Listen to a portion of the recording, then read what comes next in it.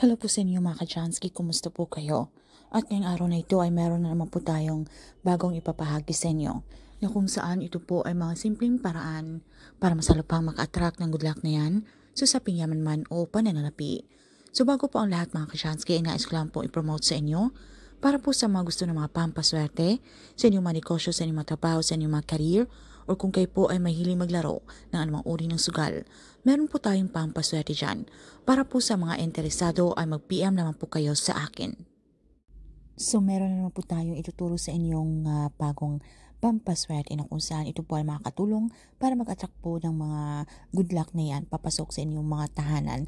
Lalo na po kung marami pong mga kamalasan o mga negatibong enerhiya na nananahan dyan. At kahit ano pong gawin natin ay tila kaila po talaga ng swerte. Kahit ano pong gawin natin na pagsusumikap ay tila kakambal po talaga ang kamalasan na yan. So ito po ay hindi naman natin pwedeng lumipat tayo ng ibang tirahan, lalo na kung ito po ay merong sentimental value na tong lugar na ating tinitirhan. So ang gagawin lamang po natin syempre dapat maitaboy po natin yung mga kamalasan na yan. So meron po tayong mga natural remedies na matatagpuan lamang po natin sa ating mga kusina na kung saan napakasimple lamang po, gamit lamang po ang sibuyas, okay?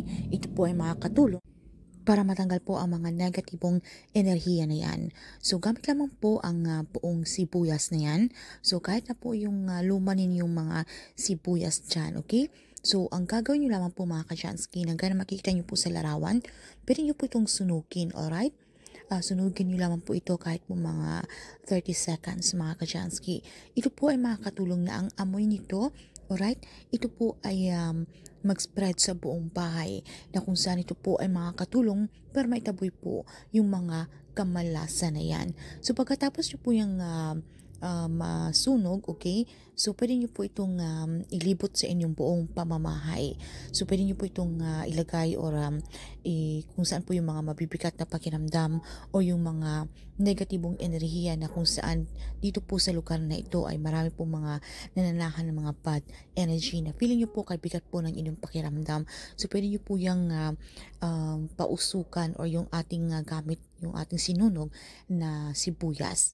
So habang ginagawa nyo po yan, nililibot nyo po sa inyong pamamahay, ay pwede nyo pong sabitin po ang inyong mga gustong matanggal ng mga kamalasan na yan o yung mga problema nyo, lalo na po sa usaping pananalapi, na matapos na po ang kung ano man po yung inyong mga problema dyan, na kayo po ay laging kapuso gipit, na kayo po ay magkakaroon ng solusyon at ito po ay matutuldukan na at marami pong oportunidad ang kakatok sa inyong tahanan, okay? Na sa taong ito po ng 2025 ay papabor po ang kapalaran sa inyo.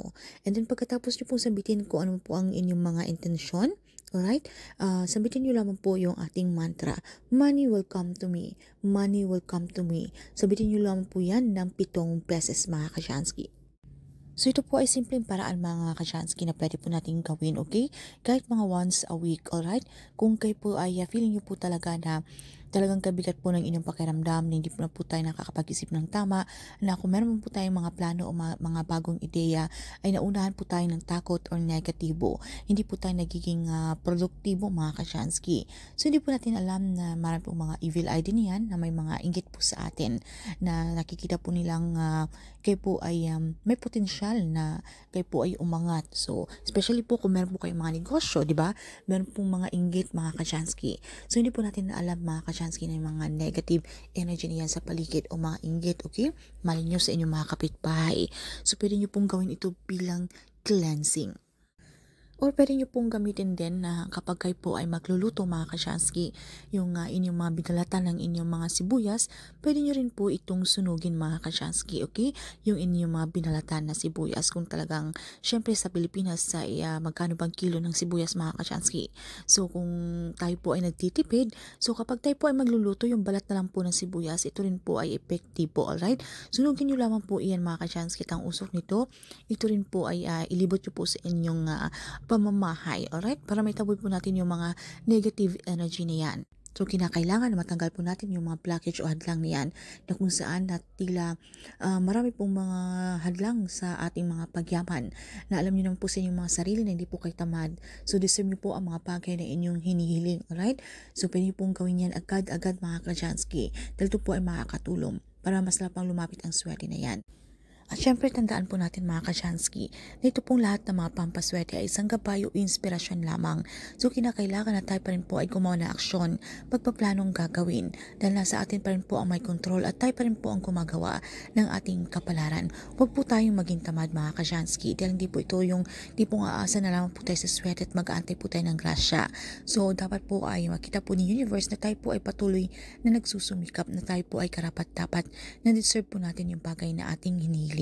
So, kung tila kaila po ng swerte, okay, kailangan po ng swerte sa inyo. Kung meron po kayong mga inaantay na perang dumarating o kung alam niyo pong meron pong mga blessings na darating, ay tila po talagang marami pong talagang hadlang.